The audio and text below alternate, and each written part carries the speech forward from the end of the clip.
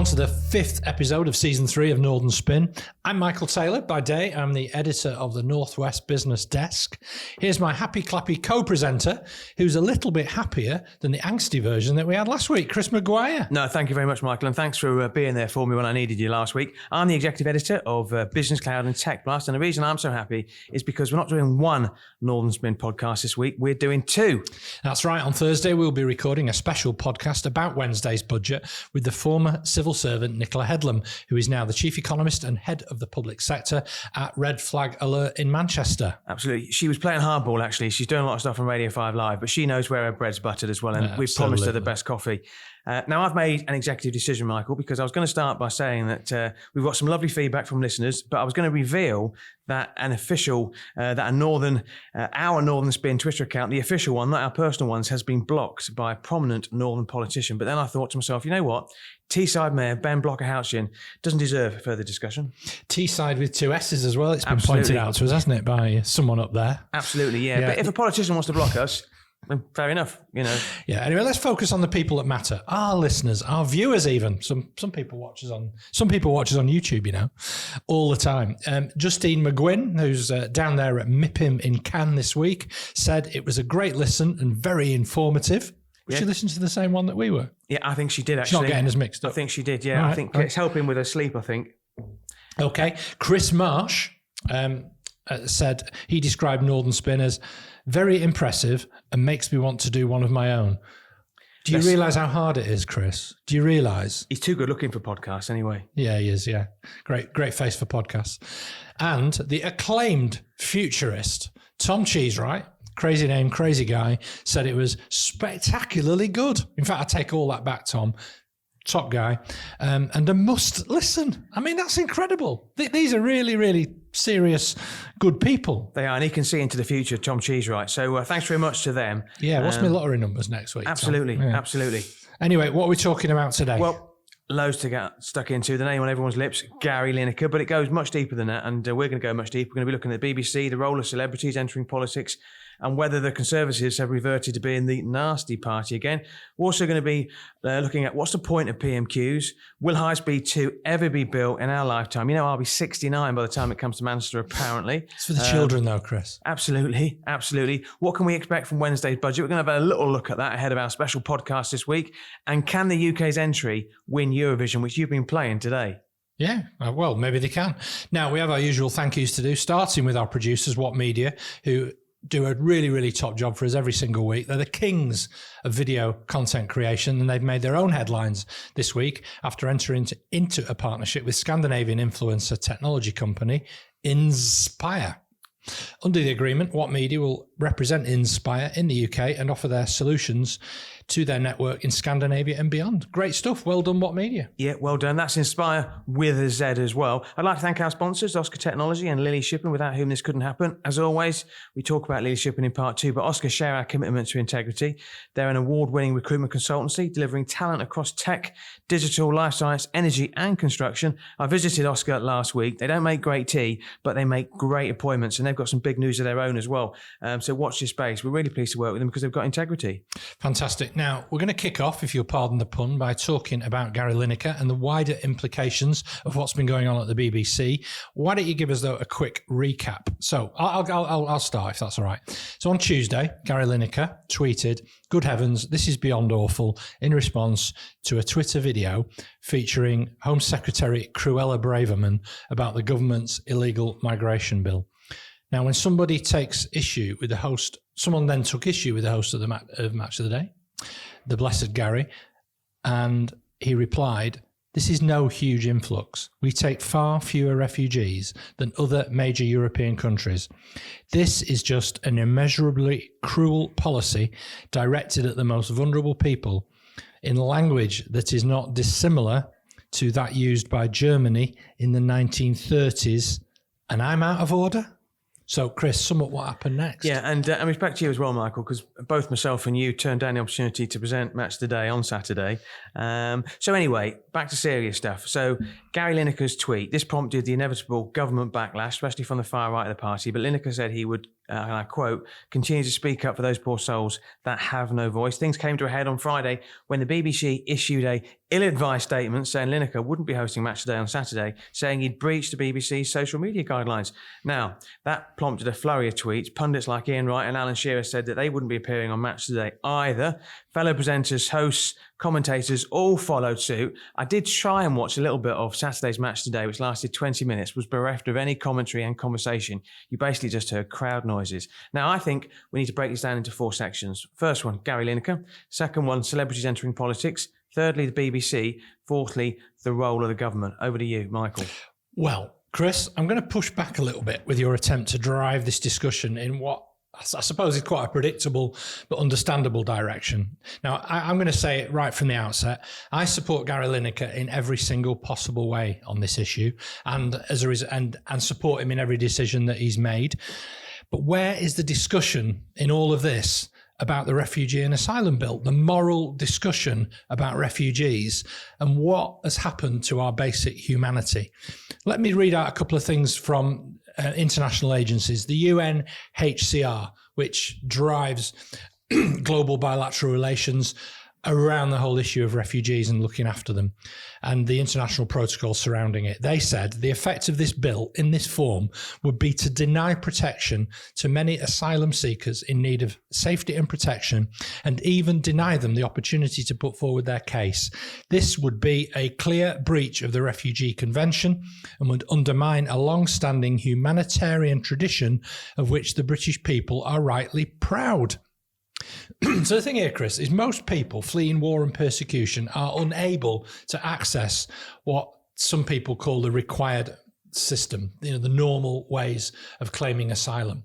Because we're an island nation, that makes it particularly difficult, and there are no safe and legal routes available to them.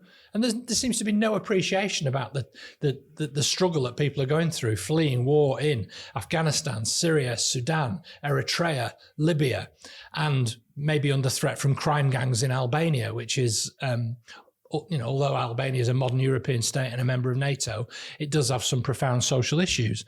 So these people are fleeing genuine in fear of their lives. And yet, to listen to the willfully ignorant, to listen to Suella Braverman, or Cruella Braverman, as I called her earlier, about these people, it barely registers. The word she uses, invaders, migrants, they are, and I have to say, Gary Lineker was entirely right in saying that is the type of language that was used in Nazi Germany. Now, do you know what benefits asylum seekers receive in the UK? No, I don't exactly, but obviously they're diddly prevented from squat, working. and yet the language always seems to be that they're being put up in 5-star hotels, or they're getting this and we're not getting that. Now that's fed by people like Jonathan Gullis and Lee Anderson and Scott Benton and the thick right of the Tory party. It's their new Brexit. It's their new division issue. Cash support's available, and it currently set at £40.85 per person per week. £5.84 on food, sanitation and clothing. I couldn't live on that, and I'm sure you and your family couldn't as well. Chris, what we're seeing is a return to the nasty party. Now, I know you'll say it, nasty party, because you're from down south, but yeah, so come on. Well, am I wrong? You agree with 100% of what Gary Lineker says. I agree with 99%. So we're pretty much broadly in favour of what he said. I think the issue of boat crossings is really, really complicated. I don't think the government's latest attempt, the illegal migration bill, is going to fix it. We're recording this on Monday. It's due to be discussed in Parliament tomorrow, Tuesday. Now, you can see how talk of removing people arriving in the UK legally, either to Rwanda or another safe country, would appeal to the right of the Conservative Party. I'm not sure it's going to hold up too much scrutiny in the courts. I mean, Suella Braverman herself said it's got a 50-50 chance of getting through. For the purpose of balance, and it's important to say this, I haven't heard anything from the Labour Party that convinces me they've got a solution either. But the Tories have scored an own goal of their own on demonising Lineker. I want to pick you up on something that you said as well, in terms of, I agree with you. I played cricket with a lad who came on the back of a lorry from the kid Afghanistan. that was in the Andrew Flintoff That's programme. right, yeah. That's right, yeah. 16 Adnan, years of wasn't it? age. Yeah, Adman. Good player, actually, Adman. And good batsman and a good bowler. He played at Wigan and all sorts. But he came over, he was 16. I think his father was killed. I think the thing is, you make a distinction between somebody like Adnan, and then there are gangs exploiting people. But you're criminalising Adnan. No, basically. I'm not criminalising him. What I'm saying, no, you're not. You're not. This bill criminalises him. Yeah, this bill is. What do you do? What do you do if you're in those situations? Think of these people as human beings fleeing for their lives from conflict zones. Now, I know they'll say, "Oh, they're not. They're all coming over to this country to, I don't know, take away Lee Anderson's human rights or whatever." I think the point is that I look at Adnan, and Adnan is a genuine case, but there are people in Albania who are exploiting the system. I mean, I read a statistic, don't know if it's true or not, between 30 and 40% of people making these illegal crossings are males from Albania. Single males from Albania, and that's the issue. The problem that the government have got, they've got this blanket approach to try and tackle the problem. I just sort of continuing the football analogy, which we started with Gary Lineker. I think the Tories fall into two sides in response to Lineker Gate. The first is made up of, you call them the thick right. They're made up of the usual suspects: Lee 30p Anderson, Scott Benton, Andrea Jenkins, and Nadine Dorris, who think attacking Lineker is the way to win the next general election. It's not. I think as a result of what they're doing, no one's talking about Rishi Sunak meeting with French President Emmanuel Macron on Friday. And they've struck a deal. It's £500 million to try and tackle the small boat crisis in the next 3 or 4 years. I thought we had no money. Yeah. Suddenly we do. You don't have money for nurses or railway workers, or people struggling in the care sector. But suddenly we've got £470 million to address a problem that was entirely of the Tories' making over this last 13 years. I mean, I'm glad that we have better relations with France. This is a long way. This is Rishi Sunak having a bromance with Emmanuel Macron is far more palatable than Liz Truss saying the jury's out on whether he's a friend or a foe. Yeah, that is a step forward, and I welcome that as a citizen of this country. And it's showing that at least Sunak is making some moves towards acting like a grown-up prime minister again, following the last two complete disasters. I want to pick you up on Gary Lineker, though. Yeah, cool. You said you're 100% in favour of Gary Lineker and what he's done. I'm moving towards 100% from 99%. I think he's super intelligent. He's a thoughtful guy. I think he's reached a stage in his life when he's not going to stand by and say nothing about something that he feels strongly about. And we need more people like that in the public eye. He's tweeted about refugees before. This is something he's passionate about. He's welcomed refugees into his own home. What he tweeted last week is factually correct. Now, if Lineker made a mistake, I'm not saying he did. I think it's nowhere near as grave as the outrageous misjudgment BBC chairman Richard Sharp made in helping facilitate an £800,000 loan to Boris Johnson just weeks before the then Prime Minister recommended him for his role. He should be nowhere near the BBC. And I think you'll find, we're recording this on Monday, I think he'll be out of a job sometime this week. As I mentioned, the 1% of me that's not sure about Gary Lineker and what he did was the comparison to the Nazis in the 1930s. I don't think that's helpful. Yeah, and I think a number of people, including the front bench of the Labour Party, have distanced themselves from that segment of his comments. Personally, I don't. We're all entitled to our views, aren't we? There was a BBC TV series, in the last 20 years called The Nazis, A Warning from History. If we don't learn the lessons of hate and division and where it leads to and pick these things up early, then we are destined and doomed to make the same mistakes. So he didn't say the government's policies are Nazi. He said that we are in danger of the language being redolent of that period. And I think he's right. But he knew the implication, and I'm not sure he knew how it would spiral out of control. But he knew. Well, let's not forget Boris Johnson evoked the Nazis when he described the EU as a European superstate trying to dominate the continent, just as Hitler and Napoleon did. So if these thick right knobheads want to try and come on and play the trump card, that's somehow trump card. Yeah, you see what I did there? You did very, very deftly done. Yeah. Then. Let's not let them get off the hook for some of their language as well. But what it does do is it shines a spotlight on the BBC generally, it and does. The influence of the government on the BBC and the power of sports stars and celebrities like Gary Lineker. We spoke in a recent pod about the growing influence of Carol Vorderman in politics. She's been very vocal in her support of Lineker over the weekend. Here's the thing, though. A lot of people are talking about the inconsistency that the BBC are approach to Lineker and the way they've treated other people like Lord Sugar, who I don't like, who called for people not to vote for Jeremy Corbyn at the 2019 general election. Yeah, or letters that people have shared where complaints about Alan Sugar, Andrew Neil and Chris Packham have been rejected by the BBC on the grounds that they're expressing opinions as freelancers and not representing the BBC. So, Chris Packham's quite outspoken about issues around wildlife and neurodiversity. People don't always share his views, but, the BBC said he's entitled to do so, and point out the fact he also works for National Geographic Channel and other broadcasters. But so does Gary Lineker. I don't see why he's being singled out. I think it's just become a big storm. And unfortunately, it is a culture war issue blown up by the Tory right to attack the BBC. And every step since then, they've made a terrible, terrible error. Yeah, as I say, at the risk of repeating myself, I'm agreeing with what you've said. The problem is with the BBC is the influence of the government, because obviously they're publicly funded.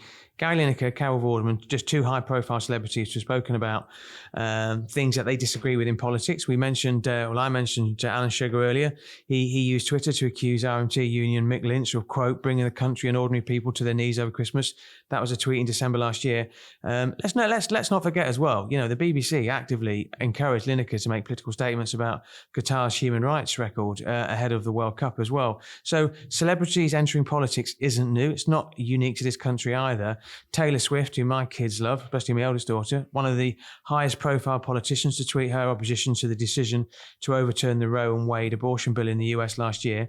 I think what's also interesting is a lot of people think that former Southampton footballer Matt Le Tissier was binned off by Sky Sports because of his controversial views around COVID.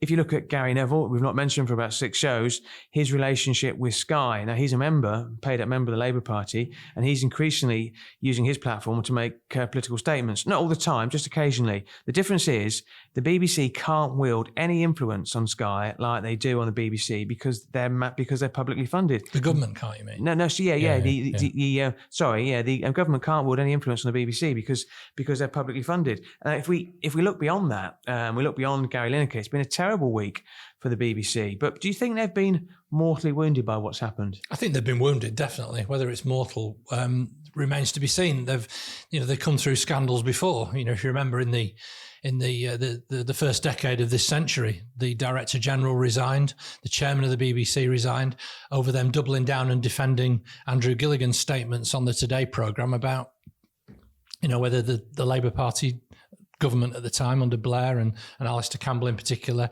compiled a dodgy dossier to justify war in Iraq, and the death of David Kelly, all those things, a horrible, horrendous time. The BBC does seem to come through these scandals, but they do, at the moment, I think that they're particularly vulnerable, and I think they're in a real tough spot. Like you, I can't see the chairman lasting the week. Just to offer up a bit of insight, though, because often you say, the BBC have got the comms dreadfully wrong. And so I'd just like to spare a thought and give a bit of insight, really, for the frontline people who are having to go out and defend, effectively sell this sort of nonsense. So my old colleague Ian Christon at Manchester Met University had a really good post over the weekend that made me think. So we worked together, Ian and I, at the time for Manchester Met University during COVID. It's a large, complex organisation with different moving parts. And I've been thinking about how it's possible to get comms very badly wrong and how that happens. And then obviously up pops Ian with some very smart observations. He said, what people forget is that comms people are advisors, and it's the senior leaders who can choose whether to take that advice or not. And I can't for the life of me believe that any serious comms person would have advised the BBC to put out the messages they did. But there was one in particular that Gary Lineker has decided to step back. No, he hasn't. The BBC pushed him out. I don't think that he did any stepping back voluntarily. They were responding to media questions about whether he was going to be disciplined. They would have said, don't be stupid. And yet they appear to have been as shocked by the rest of us by the response to the decisions over the weekend.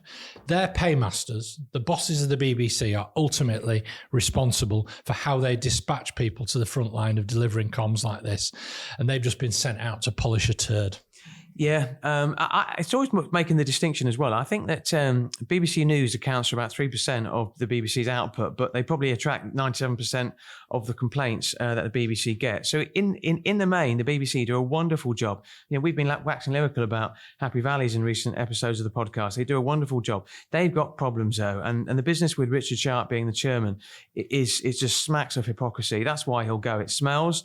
They've also got this problem where freelance members of staff, staff are treated differently to, and you would expect them to be treated differently to, say, political journalists. We've spoken about the inconsistency around Andrew Neil, etc., etc. There's a couple of things I want to mention as well in terms of why it's been a bad week for the BBC. So the BBC have been reported, it's been reported the BBC won't be broadcasting an episode of Sir David Attenborough's new series on BBC Wildlife for fear of a backlash from Tory politicians. Yeah, they've denied that, haven't they? I haven't got to the bottom of it. I read the story in The Guardian on Saturday. I know, apologies for being a metropolitan liberal elite. But no, I mean, Alistair Campbell's been quite vocal about it. Also, it's the BBC's decision to get rid of their singing choirs as well. On a separate incident, the BBC has apologised for not challenging claims Nadine Dorries made on BBC's Radio 4 last week about the closeness of Sue Gray's relationship with Keir Starmer. I mean, she was basically spouting off that they were like bosom buddies and nobody challenged it, and the BBC apologised. That is a big issue, that is, because if the BBC and journalists and the media generally don't challenge the claims of politicians, especially people like Nadine Dorries who've got massive personal interests, then all credibility is gone.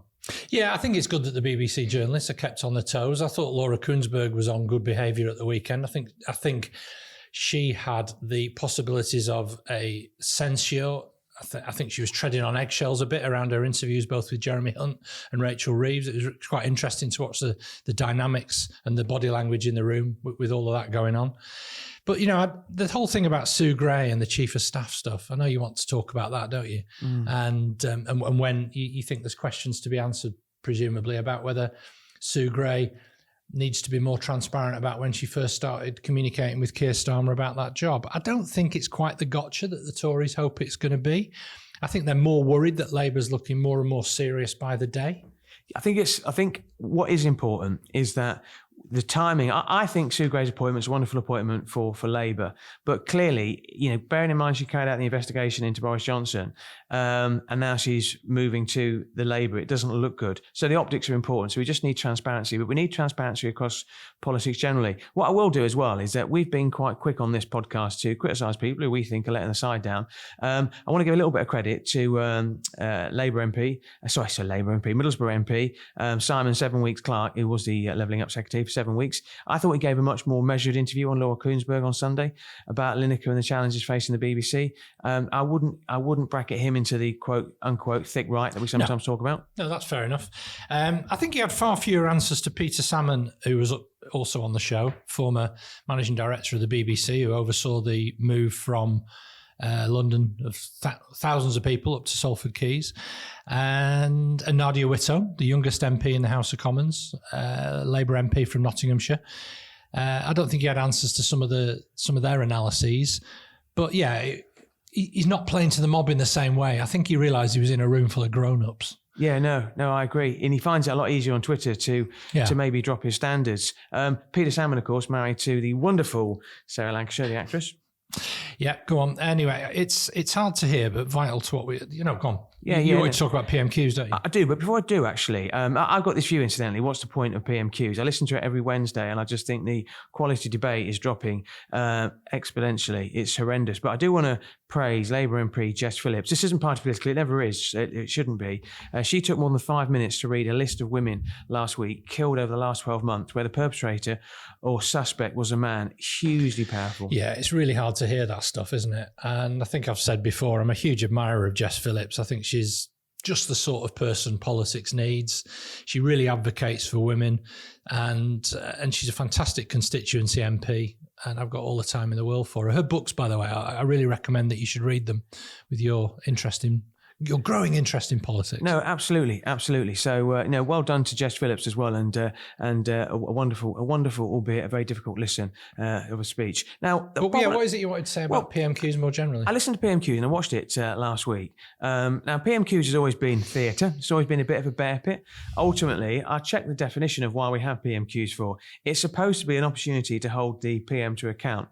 It's supposed to last 40 minutes. It lasts a bit longer than that, but it's just become I think Boris Johnson was the worst exponent of it. It's just become 30 or 40 minutes of really tired, hackneyed insults and some desperate point scoring. However, I listened to it on Wednesday and I want to share two of the world-changing contributions. You watched it, so we don't have to. Absolutely. Yeah, I want to share two of the world-changing contributions of two Northern Conservative MPs to the debate. When our listeners, our growing audience listeners to the Northern Spin podcast ask what we do all week, I'm listening so that you don't have to go through this drudgery. So Chris Clarkson, MP for Haywood and Middleton, he's got a majority of 663 votes only. He used the question on International Women's Day, which is a fair point, to ask the Prime Minister to pay tribute to his mum up in the public gallery. I mean, you couldn't make it up. And he got a big laugh as well. Yeah, you said there were two. Who was the other one was Grimsby MP, Leah Nietzsche. She asked the Prime Minister to congratulate Grimsby Town ahead of their FA Cup game with Brighton and Hove Albion at the weekend after they beat Sunak's own team, Southampton, in the last round. Sunak, who doesn't do humour very well, said he's now got a new team to support. They even shared a picture afterwards with the two of them together, and Rishi Sunak was wearing his Southampton outfit. And I just think to myself, you know what? We've got two conversations in PMQs. We've got the stuff where they don't answer the questions, and then we've got this stuff that nobody really cares about. What's the point? Yeah, it's a joke, isn't it? Yeah. Incidentally, Elsie Blundell, who's been selected as Labour's candidate in Haywood and Middleton, I said on this podcast that I very publicly wasn't going to be supporting her. I sort of was in a way, but I didn't do anything to support her because I've cursed three others. I wrote to her just to clarify this because I do know her and she laughed. And then I said, I have supported three women who were unsuccessful against bang average blokes. And she wrote back very quickly, and I suddenly realised she's really good mates with one of those bang average blokes who I was slagging off. So, that was a bit of a wince moment. I stand by it, though. I still think the three women that I supported were amazing. Yeah, I don't think Chris Clarkson will be there. And I think Elsie Blundell will make an amazing MP. Yeah, watch your space. 663 votes, Chris. Yeah. She's coming for you. No, I agree. I mean, just a personal thing. I emailed Chris Clarkson to try and meet him when I was doing some work in Rochdale. I never got a reply, and I only judge people on how I find them. So I think she's got. I think she's got every chance. Yeah, you do that, don't you? No, I do. No, I generally do. And with that, let's go for a break.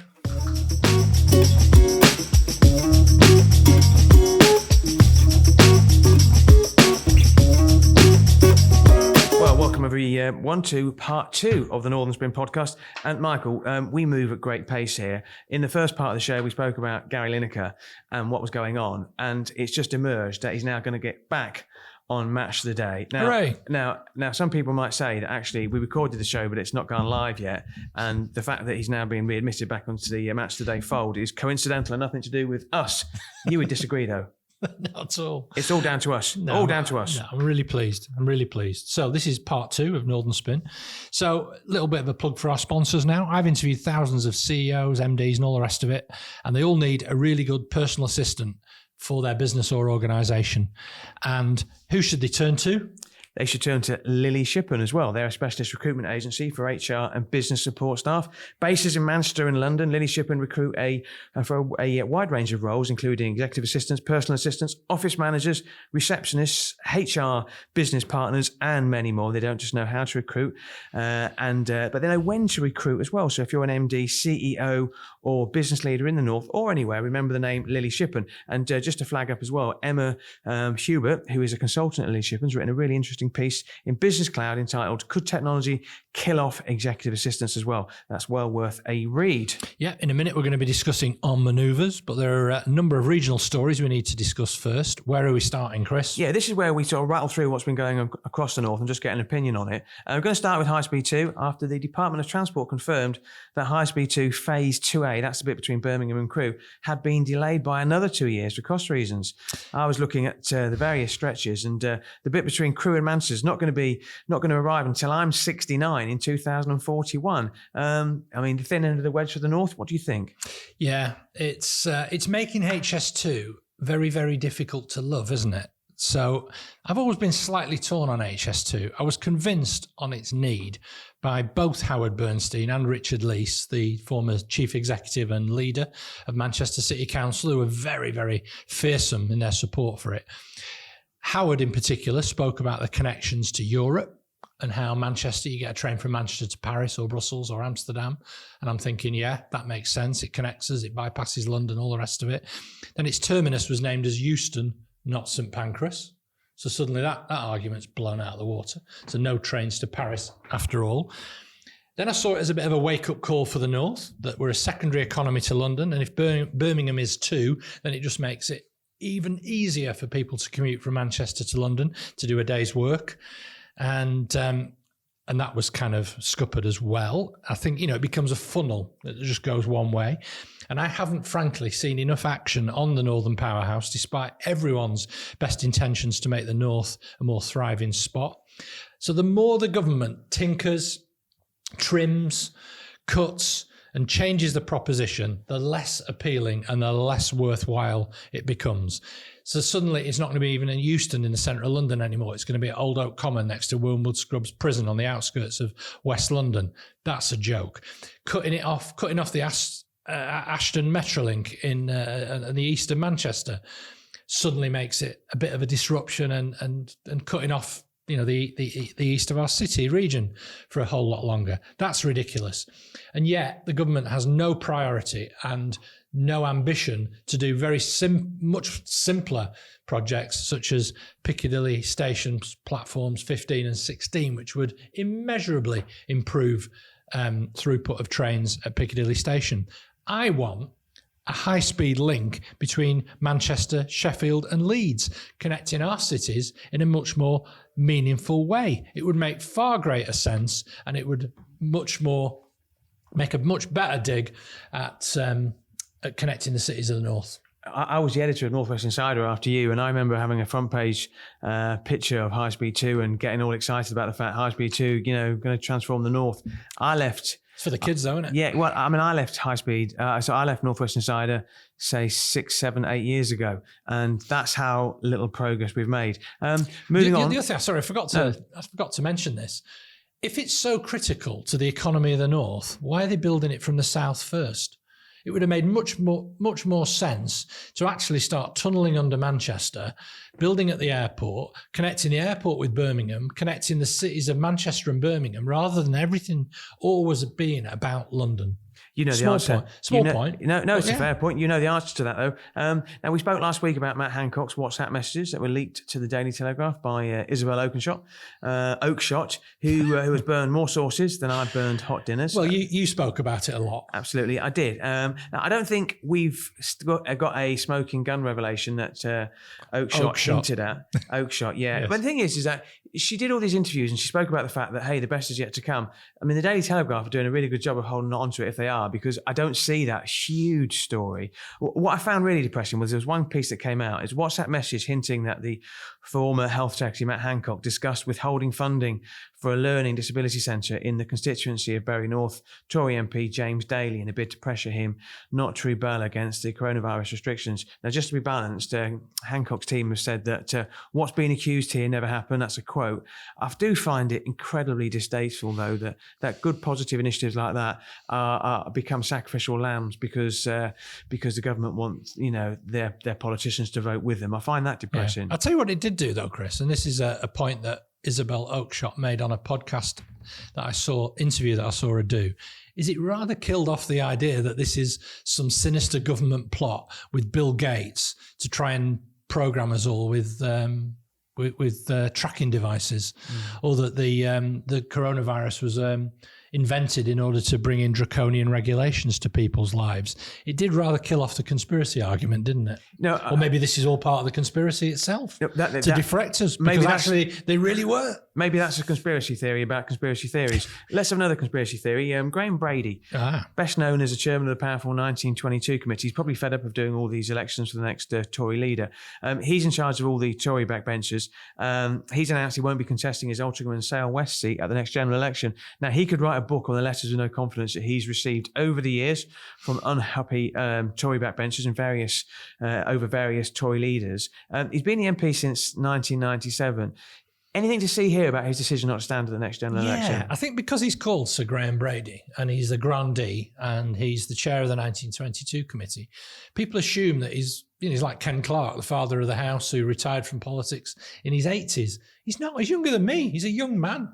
He's in his mid-50s. I mean, I know a lot of sort of Tory blokes. They tend to look older, don't they? Even William Ragg, God bless him, looked about 60 when he was 25. But yeah, he's on a chicken run, Chris, because he's going to lose. He became the MP, I think. He was in his 20s, 26, I think. So he's been the MP for like 25 years. He's only 51, 52, I think. Yeah, it's another example of that kind of changing demographic, that actually the wealthy Tories of places like Altrincham, Hale and Bowden aren't sufficiently Tory enough to keep voting for them. There's a good friend of mine lives in Hale, very wealthy business owner, lives in a big house, nice cars, all the rest of it. He votes Green. He votes Green because he cares about the environment and the future for his children, and he's absolutely 100% a nailed-on core Tory voter. When you went by what you normally decide what a Tory is, where in fact the Tory core vote is probably on some of the council estates around Timperley and stuff like that. It's a really interesting change in demographic, and that kind of core Labour vote in modern Altrincham, the people who go and working high paid jobs in the public sector or in tech companies like the ones you write about, are probably more inclined to vote Labour nowadays. I don't know. Interesting, isn't it? Very interesting, very interesting. But he's just one of a number of high-profile Conservative MPs who've said they're not going to stand at the next election. We could fill a podcast, couldn't it, with a list of their names? But anyway, let me ask you a quick one. Theresa Grant, former Chief Executive of Trafford Council. See what I did there? Very good. Yeah. She's now the interim Chief Executive of Liverpool City Council in special measures. She said too many staff are working from home and has told staff at Liverpool City Council to come into work at the Cunard building more regularly. Anything to see here? Absolutely. This isn't just about... Where do you stand on all of that? This isn't just about councils. This is about businesses generally. And I was talking about this because when COVID kicked in, I had all my events lined up for the year and they literally dropped in 1 week for the whole year. And then I very quickly subscribed to Zoom, and I did all my events over Zoom. And I thought about it. I thought, I've not done any of my roundtable discussions over Zoom now for probably 6-7 months. People don't want to do them anymore.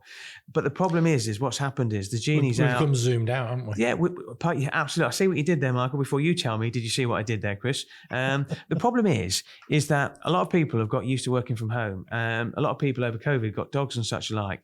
I think the problem you've got, and I've said this before, and it's not just aimed at Liverpool City Council, which has had its challenges, but lots of people, lots of young people are working from home. They're not getting the same conversations you would over the water cooler.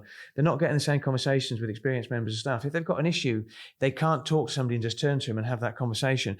I don't think we'll go back to a situation where people work 5 days a week. I think you'll get this hybrid working. And I think what Theresa Grant's doing is she's laying the work. As we've mentioned, she's interim chief exec. She's going to be replaced by a guy called Andrew Lewis. And I think she's laying the groundwork for him. I think local authorities, civil servants, people in the public sector, I think they've got a real pressure on them to return to work at least 2, probably 3 days a week. I mean, what's your take on that, Michael?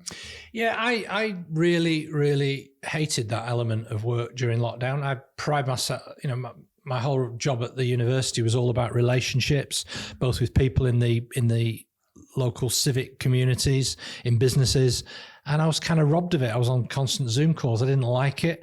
I couldn't look up from my desk to see if someone was busy or not. I had to book a 15-minute Teams call with them to basically ask them a 30-second question. And I think young people in particular have missed out on a lot of that. And yet we've accelerated lots of workplace trends. Hopefully one thing it's done is got rid of the pointless meetings. Yeah. Yeah, absolutely. I think, like I say, Theresa Grant, I've met her quite a few times. She's a straight talker as well. But Liverpool Council's under pressure. And I think it just doesn't do anybody any favours when they come in on a Monday and a Friday and it's like the Mary Celeste in the office. The next part we're going to talk about, and I'm going to put you on the spot now, is about Greater Manchester Mayor Andy Burnham. Now, I was just checking to see if you've got an I Love Andy Burnham badge on your jumper today, because I'm going to put you. No. I'm going to put you on the spot about a few things. Andy, along with Greater Manchester Economy Lead, Councillor Bev Craig, who's the leader of Manchester City Council, they're currently, I think, on a trade mission to the US. They were on last week. I don't know if they're still out. Yeah, there. No, they are. Yeah. I can talk you through the fine details of that tour if you like. Yeah. I mean, how important is that, do you think?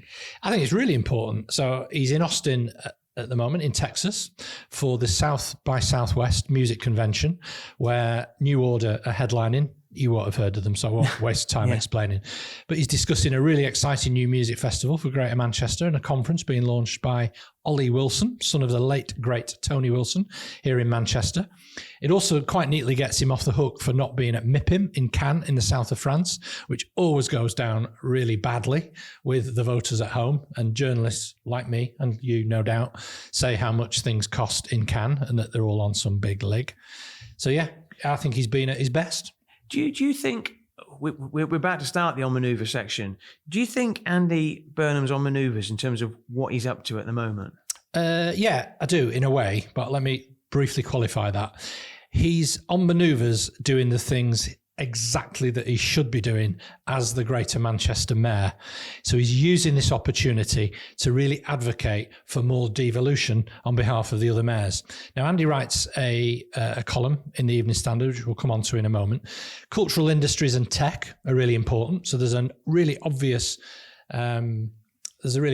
headline to be grabbed from that by launching this festival with New Order. He likes all those sorts of optics. He likes getting his casual clothes on and posing with pop stars, quite rightly.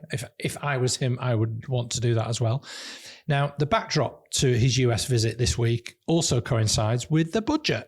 And I think we said last week, didn't we, that lots of politicians are on manoeuvres around advocating for their portfolios to be highlighted to get some money and to change the political conversation so they get funded in Jeremy Hunt's first budget. So this is a real mid-trip boost for his mission. And if the government confirms a positive outcome for the trailblazer devolution talks that Greater Manchester and the West Midlands are having with government, then he's going to chalk that off as a success.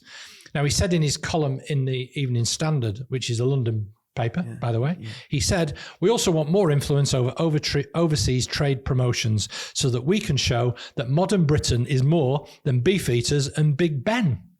Yeah. So yeah, I think it's good. So he's not on manoeuvres to get up the pecking order and up the greasy pole of Labour politicians most likely to challenge Keir Starmer. He's on manoeuvres to advocate for more devolution for cities like Manchester and the Birmingham City region. Good, and I'm really pleased. Can I just tell you a quick story? This is unverifiable and it's pure gossip, but he went to South by Southwest a few years ago, shortly after being elected mayor, and the ripple went round the convention that Greater Manchester had this really hot mayor. So all these women were all going up, and he got this nickname. Have you seen Hottie Mayor yet? Well, Andy Burnham, American women of a certain age who love Andy. Andy will be disappointed actually that he missed Everton's latest win, another 1-0 win at home. Yes. But I want to pick on the spot. Our code for him, by the way, was HM. Which stands for Hot Mayor? Hottie Mayor. Hot Mayor. It's the accent that does it for me, I'll be honest with you. I'm a big fan of Andy Burnham. I think he's a breath of fresh air for the North and for Manchester generally. But I did dislike unofficial focus group. I can only say this again. You know, it does frustrate me. It does frustrate me when I see all conversations about Andy spoke about through the prism of he's making a return to Westminster, because I think he's a good mayor.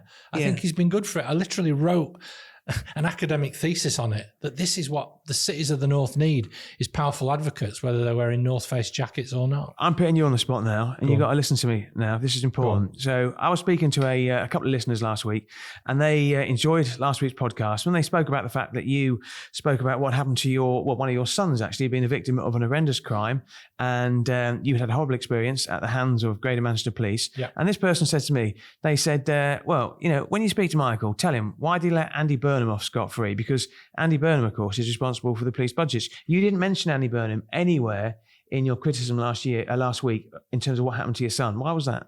Yeah, no, it's a fair point. You know, if I'm going to advocate for him, I should do. Yeah, I think I did raise it with Bev Hughes at the time, the Police and Crime Commissioner and Deputy Mayor, and I expressed my disappointment in her lack of interest in the case. Andy and Bev are not operationally responsible for my lad being mugged at knife point and letting the cops in Stockport letting a bunch of gangs roam around with impunity. But they had on their watch the disgraceful excuses culture perpetuated by the previous Chief Constable, Ian Hopkins, who Andy Burnham sacked. Now, eventually, Hopkins was replaced by the new Chief, Steve Watson, who has a very, very different set of priorities. And And I think we've seen some action following that as a result. Does that clear things up a little bit? Yeah, I think it's fair. I think, incidentally, I think it's really important, and I really welcome it when listeners hold us to account to what we've said. Yeah. On manoeuvres. Yes. So let's go on to our section on manoeuvres. I've gone first. I think Andy Burnham, has been on manoeuvres in all the best possible interpretations of that this week, but it's the budget. Absolutely. Yeah. Just a reminder, of course, Nicola Headlam, we're going to do a special podcast extra with her on Thursday. Looking forward to that. We're going to break down what's said on Wednesday. Everyone's jockeying for position. I think this is going to be the getting back to work budget this year. That's where I think all the effort's going to come. Education wasn't included in Rishi Sunak's 5 pledges. So what you're seeing at the moment is you're seeing a lot of jockeying between the Education Secretary, Gillian Keegan, the Shadow Education Secretary, Bridget Phillipson, who is the MP for Horton and Sunderland North in the northeast up there. They're both popping up all over the media. The fiercest battleground is around affordable childcare. It's being discussed at every opportunity. Phillipson said that it will be her top priority if Labour get into government. The Chancellor, Jeremy Hunt, did the rounds on Sunday. He said he's pledged to cut the cost of childcare during Wednesday's budget. Are they on manoeuvres? What do you think? Well, I hope so, because I think Bridget Phillipson's one of the most gifted politicians of this present generation of Labour frontbenchers. I think she's fantastic. I used to really enjoy her kind of attempts to reset social democracy and write really thoughtful pieces when she was a mere backbencher under the Jeremy Corbyn era. I think she's brilliant, and there can be no more powerful advocate on the Labour benches for education than Bridget Phillipson. Rachel and I saw her speak at a conference last year, and we gave her the big thumbs up. I like Gillian Keegan and Bridget Phillipson. Yeah, I like Gillian Keegan as far as Tories go. Yeah. I mean, she's originally from Knowsley as well, so she comes across as a real person. Yeah, but the education system in this country is in a mess. 100%. So someone needs to address it. Anyone else on manoeuvres, Chris? Yeah, I'm going away from politics, going down the route of business. So Matthew Moulding, it might not be familiar, a name familiar to everybody. He's familiar to me. Do you know why? Because Rachel, my wife, went to school with him. Yeah. Well, I would like to find out. Maybe we'll bring Rachel if you want to come on the show and spill the beans on Matthew Moulding. It'd be nice if somebody would come on the show. Won't, by the way. Okay. So Matthew Moulding's a founder and CEO of THG. She also went to school with Michael Taylor's wife. THG, incidentally, formerly known as the Hut Group. Now, by way of background, THG joined the London Stock Exchange in a London-grabbing IPO, a public offering in 2020. It's fair to say that THG and Moulding in particular have had an almighty kicking off investors and some sections of the media ever since. Now, the problem is Moulding has offered nothing in return. I use the analogy, it's like playing a game of tennis and not holding a racket. That was the problem. Moulding was firing no balls back across the net when he was getting all this stick from investors and from the media. And what would happen is he would get lampooned because he posted some pictures of himself on Instagram of his ripped body. And he's only 3 months older than me, and I have to say his body's in far better shape than mine. I think half the reason investors had to go at him because they were jealous of his six pack. Anyway, Moulding's hit back, and he's hit back on LinkedIn. I'm a huge fan of LinkedIn. You use LinkedIn really well as well. I think it's a really, really good move. 3 or 4 weeks ago, he wrote this fascinating blog about his mum, known as Mama Moulding, who had been mocked, he said, by some sections of the business media for emailing a journalist to ask if they had anything else of interest to write about. Now, Matt Moulding wrote, I asked her, that's his mum, why she did it. Her exact words aren't appropriate for LinkedIn, but it's safe to say she was incredibly frustrated that nobody was speaking out. Seeing things affect my family like this meant that I had to make a change and speak up. Since then, what Moulding's done, he's written a series of LinkedIn blogs. He's spoken about everything from his coffee consumption and how that was bad for his health, staff promotions, ADHD, apprentices, International Women's Day. He links it very intelligently back to THG. Now, if I'd been advising Matt Moulding, and I haven't, I would have said to have done exactly what he's done. I think it is so important that people in the public eye put their side of the story forward and also just give us an insight into them as well. What do you think? Yeah, yes and no. I think he does genuinely run the risk of upsetting his shareholders who have seen a massive collapse in value. And of course, a lot of shareholders have been members of staff who were awarded shares, and they've seen that the value of those shares they've been awarded diminish over time. I think he should concentrate on his business, doing something about the horrendous turnover of staff, which must be a real burden operationally. And I don't like this tech bro culture, where tech chief executives seem to think that people care about their lives. Yeah, I think it's the same sort of nonsense that Steve Bartlett's given us, that he creates an entirely false impression, and I'm very uncomfortable with it. No, that's a fair point. And on that note, let's go to our final break.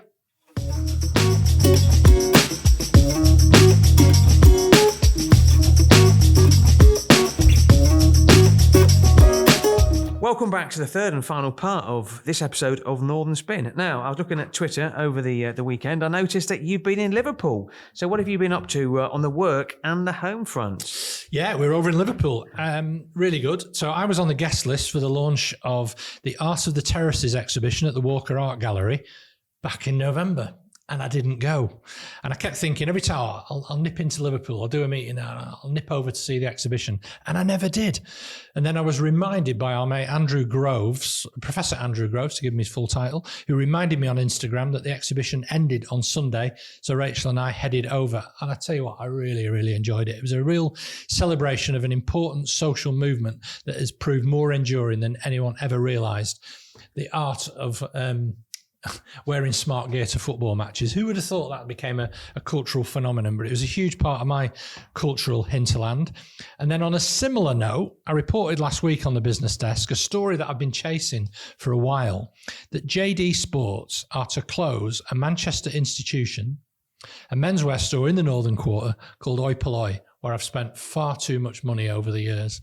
It's been a real destination for me. And I've really got to know the former owners who sold out to JD, Nigel and Steve. And, happily, they kind of left it alone. But then now they've announced that they're going to turn it into one of their own branded stores, just at the same time as they've hived off Scott's and Tessuti, two other clothing stores, to Mike Ashley's Fraser's Group. It's a really sad time. And I even had a one-off, Chris, something I've never done before. I added a quote to a news story this week from none other than Liam Gallagher, who this week tweeted on the news that Oi Polloi was to close, "No, there is no God, FFS." So upset was he by the disappearance of Oi Polloi. Now, do I have to describe who Liam Gallagher is? No, you don't know. I know Liam Gallagher is. I know his brother as well, personal friend of mine. Which one, Paul or Noel? It's I was a fan of Noel. I always thought Noel was, but Liam's got the edge. They've got another brother called Paul. Younger, is he younger or older? Older, I think. Who did a book with Terry Christian, which was remarkably bitter. He spent his life being described as Noel and Liam's brother. Been a busy week. Been a busy week for me. Been a busy weekend for you. Yeah. Well, I mean, something we've both been involved in. Today's Monday, and I'm the executive editor of Business Cloud. Tech Blast, you're the executive editor of Business Desk. We've both led with the same story, which is the collapse of Silicon Valley Bank. I was on Friday. I spotted the story actually, and just by way of background, the reason it's really important, especially to us, because our bread and butter is tech. Silicon Valley Bank in the US, basically, they ran into big major problems. Silicon Valley Bank UK was seen as a separate entity, but it wasn't really. The space that they sort of swim in is the tech sector. They work with startups. So it has huge implications all over the weekend. We've done a couple of stories over the weekend, done a piece today. They've been bought today by HSBC. I read for £1. Yeah, but obviously HSBC have taken on all their liabilities and secured all their deposits that people have made in the bank, and presumably taken on the loan book as well. So yeah, it's good. And lots of people in the tech sector, to be fair, and this is a politics podcast, have really praised the work that Jeremy Hunt's done. Yeah. So credit where it's due. It comes back to this point again, doesn't it? That it seems like there are at least grown-ups in charge trying to clear up the mess that the Tories have left this country in. Yeah, I looked at his interview that he did with Sophie Ridge, and he was asked a question, and he just is all over everything, but he does it in such a measured way. Now I'm going to lighten the mood, Michael, because this is the section of the podcast where we try and lighten the mood and make people smile. I'm going to talk about something close to your heart, not the Labour Party. I'm going to talk about music. Oh, okay. Go on. Okay. Now I'm going to read the first two lines of a song, and I want you to see if you can identify who this singer is, okay, or what the song is relevant to. Do you remember Name That Tune with Lionel Blair? Yes, I do. It's a bit like that. Okay. Yeah, I don't profess to have a great voice, everybody, so you're going to have to bear with me on this one. Okay, but I'm going to go for it. Okay. Plugs at the ready, crew.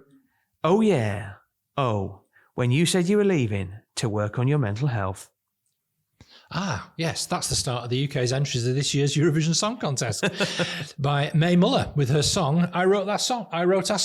Yeah. Do you not think, though, the fact that... It's a bit Ariana Grande, we decided when we were playing it before. Well, the fact that the second line is to work on your mental health. I mean, if ever there was a story or a song for the ages, that's it. You're about as easy as a nuclear war. Who's that one? Duran Duran. Oh, right. Okay. Well, as you know, I'm not much of a music person.